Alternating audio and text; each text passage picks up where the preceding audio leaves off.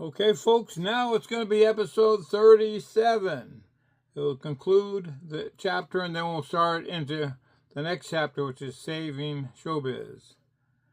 And you remember it ended last time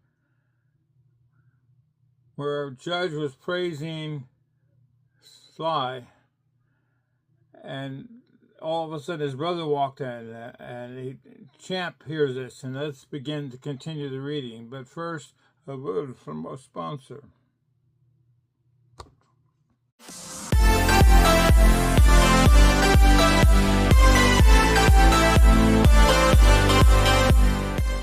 Okay, now for the recap. You recall that Judge is thinking about the Sly and why his attitude changed toward him. He recounts the experience that him and Sid had in trying to catch this very clever magician in robbing stores, robbing pawn shops while he was on the stage. So this went into detail when a man who happened to be head of the custodial service, Gerald Hicks, spotted. He said, and they filmed it. And I said, I know how they're doing it. So he explained what they were doing, how the trick was. Judge and Sid managed to wait for him outside and capture him, and then took him to jail. But all that time, that's where we are at the story. But during that time, Judge had so much admiration, just the way he carried himself and complimented him so much. And then, of course, it ended where all of a sudden Champ walks up from behind and hears his brother talking about him in a flattering way. And that was not usual. But now let's continue on. Let's find out how this story goes on. And the next chapter, Saving Showbiz, will become a reality. So stay tuned.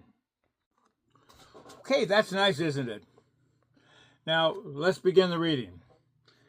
Champ is speechless and can't believe his ears as he overhears the last couple of lines about Judge praising his brother.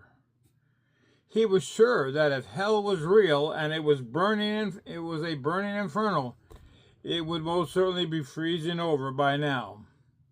After all, how many times did he ridicule Sly and do all he could to make sure his life was miserable? Constantly harassing and calling him jailbird and the like, using every occasion he had to keep needling him unmercifully. Judge looks up to Champ without standing up and says, I really mean it, Freckles. Your brother chloroform, ether, and put Mr. Brown down for the count. Then the second is as special to me now as my ex-partner Sid was. Champ is joined by Marie as she smiles at him and says nothing. Judge continues. You see, the soldiers fought him and tortured him from sport. When he was beaten so bad and bloodied up, they would call me to heal him so they could do it all over again. There were times we both fought side by side in their brutal little exercises. He would always try to protect me and always manage to get the worst of the beating.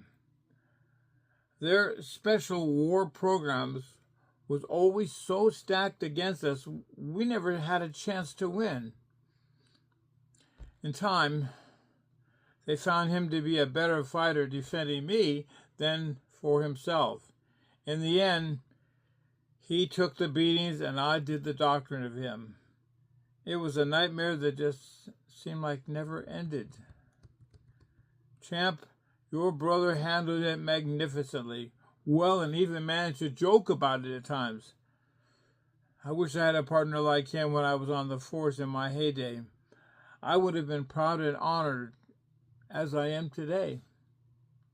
That's why we're going to save him, Champ, no matter what. Right, Champ? We're going to save him. Absolutely, responds Champ with full conviction, still reeling on Judge's newfound love for his brother. Christian approaches the group abruptly and says, I got 'em ready, Champ. Did you tell them the plan? No, not yet, says Champ. Okay, I'll tell them. First of all, Judge, do you know where B block is? Judge looks over to Champ with a look of, should we be listening to him? Champ's half smile and nod of the head authorizes Judge to listen to him. Yes, I've been there before. It's where they take us bad boys if we're really bad, sarcastically responds Judge. Good. Since you know the way, Champ and I are going to disable the security system and reroute them. Once the alarms are cut and the electrical force field are shut down, your team, Timeout, Eclipse, and you will enter through an air conditioning shaft facing the north side of the building. Champ pulls out the map and spreads it out on the table to visually confirm the plan and says to Judge, this is where you will enter, and once you're inside the vent, you will turn right at the fork, and the second vent down to the left will take you to right inside the room itself. That's where they'll be holding Sly. You'll find the guard, to Michael Brown, probably taking a nap. You will need to be very quiet, Marie. You will turn invisible and take this bottle door on the left is where the cell keys are. Then we get Sly and take him back through the vents to escape, says Christian Shark as GQ. Do not, and I repeat, do not try to exit through the door, just in case we are not successful in disabling them in time. If anything does not work out as planned, be ready to act fast. Of course, replies Judge quickly. What about you and Champ? Asks Judge. Don't worry. We're going to first relay some of the signal to another source, and that will give you safe passage through the vent and the motion sensors on the floor. That will take some time and ingenuity on our part, but we can do it.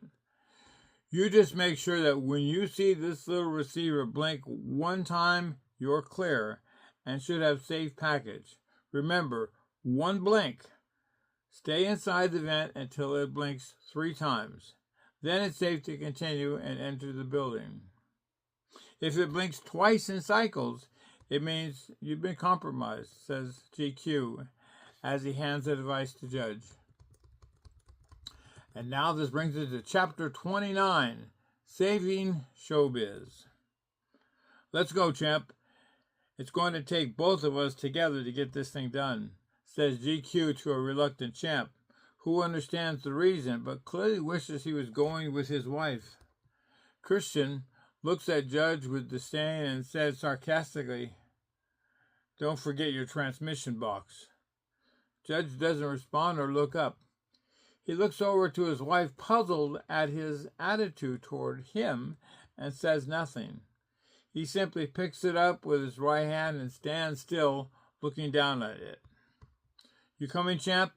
Says a rancorous GQ with a demeaning smirk, with a quick dismissive glance at Judge. Yes. Let me say goodbye to my wife first, says Champ, without waiting for permission or waiting for a comment from GQ. He takes his wife in his arms and holds her dearly to his chest and whispers in his wife's right ear. For God's sake, be careful. You're not bulletproof like your father. My father's not bulletproof, corrects Marie with a spicy smile and a low whisper. You know what I mean, rebukes Champ as he kisses the top of his wife's head and says goodbye. Let's go, says Judge with a small, confident grin on his face. Bailey takes note of it and says, Why are you smiling, Judge? Judge stops, turns around, and looking at his daughter Maria says, Because I never thought I was ever going to see either one of you again, and I feel things are now going to be okay. Stop it, Dad. You're going to make Mom cry, warns Marie with her usual rogue chastisement. After she gives one final kiss to Champ, she turns to join her parents. Bailey smiles warmly back to her daughter and for the first time in her life sees this tough side of her daughter Marie that she had never seen before. Clearly something from Judge's side of the family. They continued down the path until they came to a large valley inside the cave. At first, they are taken back with so many tents scattered about. Judge takes the lead, guiding them through other caves that seem to circle the camp. Judge must know where he is going, concludes both Marie and Bailey with a look. Suddenly, their progress stops when he comes to an apparent dead end. With a wave of the hand, he says, "No worries." He points to a small opening to his left, and they both squeeze themselves to the other side. Marie taps her father on the shoulder, points ahead, and whispers, "There, I remember seeing that building on the map." Judge nods and says, "The one building we want is the one left of that." Bailey replies, "You mean that tall building over there?" "Yes," admits Judge with a type of anxiety. How are we going to get up there without being seen?" says Bailey respectfully. Judge makes no reply as he continues to study the situation with his moving eyes. "Father, I know how we can get in there." Bailey turns toward her parents and boldly responds, "Why, we'll just do a Sunday afternoon stroll like we used to do back on Earth when I was a little girl." Not waiting for a response, she grabs onto her mother's hand and says, "You up for it, Mom?" Bailey's smile answers yes in return as she turns to look at her bewildered husband. Judge has no response. Bailey briskly taunts him playfully and says, "Come on, hon. I think I know what Marie is planning. Take my hand and let's go." Just as Judge does not so fully understand Marie's new and enhanced invisibility, but fully trusted. In the past, she could become visible herself only. But now her power has changed that allows her to make other things invisible too, just by touching her. "Just don't let go. As long as I am touching you, we will remain invisible. My invisible matrix power should last long enough for us to get to where those small trucks are parked over there." Marie takes her mother's hand, who immediately grabs hold of Judge. "Remember, don't let go," warns Marie softly. As they move slowly and as quickly as possible, Judge is amazed how difficult it is to walk, not being able to see his own feet. Everything around him is as white, like a fresh blanket of snow on a cold winter day. They pass the parked trucks and move into the direction of the tower-like building. "Is that it, Dad?" Judge nods passively as they all move to the wall and try to hide themselves in the shadows of the light as the light returns to normal, and they are now quite visible again. Marie moves closer to the wall and begins to grip it with her gecko-like feet and hands and begins climbing up the wall to a vent a good 10 feet up. She tries to open it, but without success. Judge puts the shield flat on the ground where Bailey and Judge stand on the shield as it slowly raises like an elevator to join Marie at that level. "We're getting a little ahead of ourselves, aren't we?" as Judge shows her the little box. "Oh," says Marie, a little embarrassed by her impetuous spirit. "So what do we do now?" asks Bailey as she takes an uneasy look below. Before Judge can answer, the light from the box begins to blink 1 second and the rest 2 seconds. "Let's go," says Judge. "The sensors have been deactivated. You and your mother grab this side of the vent and pull hard. I'm going to use my invisible metallic clutch arms to pull it from the top. Now be careful when you pull it so you don't end up falling backwards. They are surprised how easily the vents open and waste no time in taking advantage of the situation. Marie is the first one inside with Bailey, right of her, with Judge following right behind him. The area is very dark and hot. I can barely breathe, says Marie. Don't worry, hon, you can make it, says Bailey. Oof! What's wrong? Asks Marie. Oh, nothing, Marie. Your father's just letting me know how much he missed me.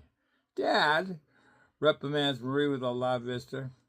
Sorry, I couldn't help myself. I kept running into it, says Judge with playful insincerity.